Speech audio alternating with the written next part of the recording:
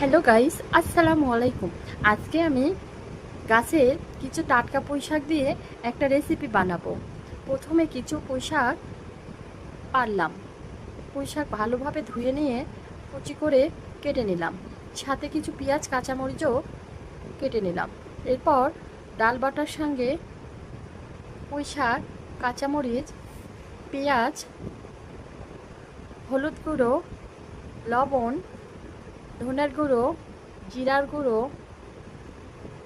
আদা রসুন বাটা দিয়ে ভালোভাবে মাখিয়ে নেব। এইভাবে কিছুক্ষণ মাখাবো। মাখানো হয়ে গেছে। এবার চুলোতে তাওয়া বসিয়ে এইভাবে বড়া বানাবো। এইভাবে টাটকা পুঁইশাক আর ডাল দিয়ে বড়া খেয়ে দেখবেন, অনেক মজা। আমার বাচ্চারা এইভাবে বড়া ভেজে দিলে অনেক পছন্দ করে।